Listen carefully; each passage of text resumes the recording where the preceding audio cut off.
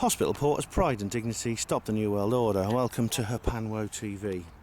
Well, I've got some guests here on Hapanwo TV. Our avian conspiratorially aware individuals.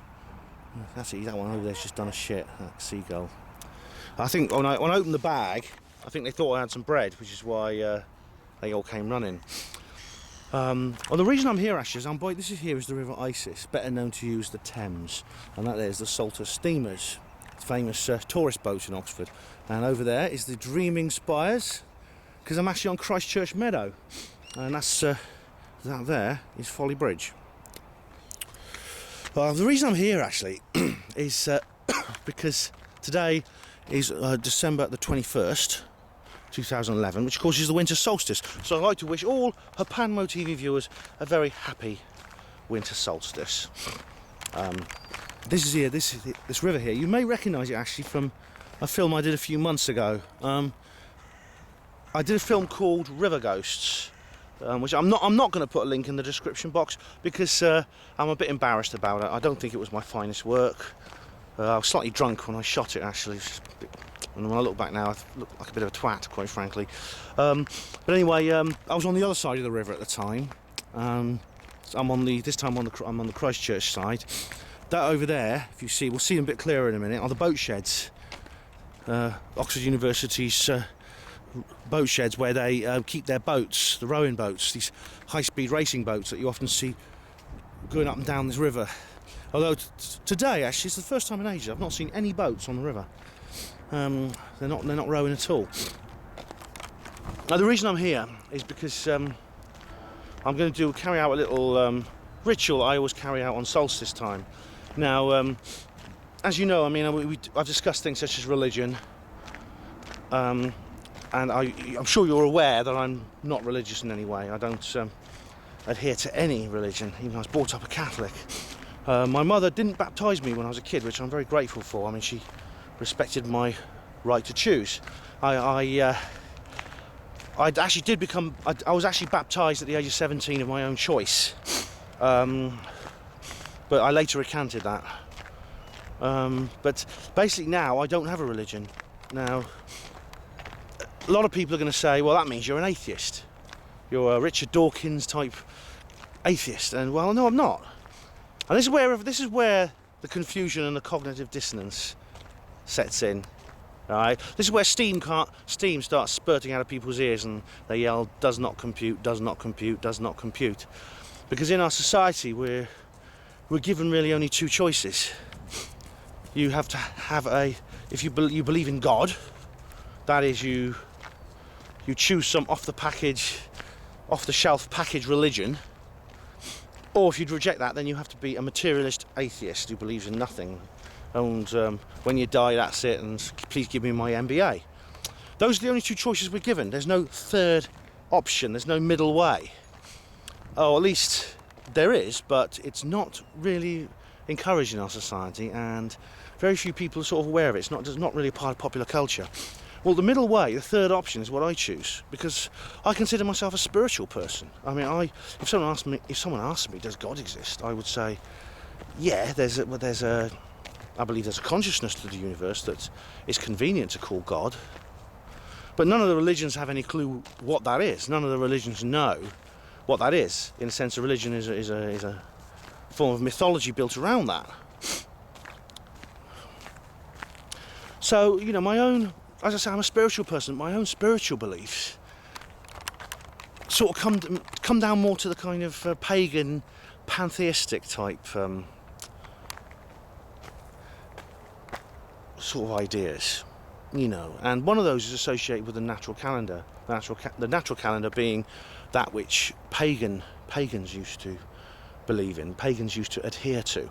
That is before the Roman Empire and the Christians and these Illuminati-occupied institutions destroyed all that. And what we have today is really neo-paganism. So it's mostly a reconstruction of what used to exist before. As I say, it all comes down once again to the New World Order and the Illuminati, because they created these institutions which took that natural spirituality away from us deliberately. But here I'm actually going to continue to adhere to that natural spirituality, even though the traditions of it are gone, we can still revive it, and I'm reviving it here. The natural calendar of the Earth, in the natural calendar of the Earth, this is the shortest days, the winter solstice, at least in the northern hemisphere. I know people in the southern hemisphere, like Footy McGrew on the Panlo Forum, it's the summer solstice for them. It's the longest day of the year, although the differences in times of day and night are not so pronounced in that country. But basically, the northern hemisphere, this is the winter solstice. It's when the Earth's tilt reaches this extreme before turning around and coming back. It's actually the last winter solstice before the big one next year, 2012. And there'll be I'll have a lot more to say about that later. What I do on winter solstice or summer solstice time is I carry this little ritual. Right? I give water to the river. Now you might think that's a bit like giving coals to Newcastle, but no, it's not a physical gift of putting water into the river. It's a spiritual act. It's an act of respect for the river and for the natural world and for this natural thoroughfare through the natural world. This is the river, right? And that is the Isis, as I say, known to use the Thames. This river here is the Cherwell, which is another big river through Oxford. And you see, this is you see here is where the Cherwell flows into the Thames. This is a river confluence, as it is termed. And river confluences, as I've said before, when I was doing my ghost video here, are very, very powerful in energetic terms. And there's a lot of etheric geoenergy that's associated with river confluences. So I'm right here at the spot where the river Cherwell flows into the Thames, if you want to look it up on Google Earth. And I have some water here. This is my bottle of water, and what I've done is I've kept this overnight, so I've treated it. It's just normal water from the tap, but I've written on there a sticker which says "I love you." Now, the reason I've done that is to do with Masaru Emoto. If you're familiar with Masaru Emoto, he found out that water actually has memory and actually has the ability to understand language. No one knows exactly how that happens, but for some reason, if you put stickers just with writing on the water ice crystals change. If you look up Masaru Emoto online, he's very interesting if you've not heard of him before. Masaru Emoto is kind of building on the work started by Victor Schauberger, an Austrian who lived in the 1920s and 30s. He became very, very famous for his own views on water, which you can look up as well. What I'm going to do now is I'm going to gift this water, which I've charged with love, to the river. So I'm just going to have to hold the camera steady for a moment. There's nowhere I can put the camera down, unfortunately. I'm just taking the lid off the bottle now.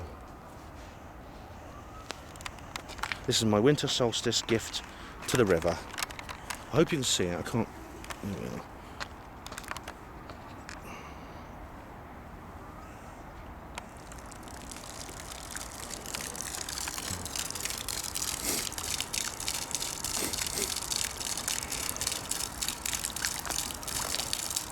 There you are. Happy winter solstice to you, river.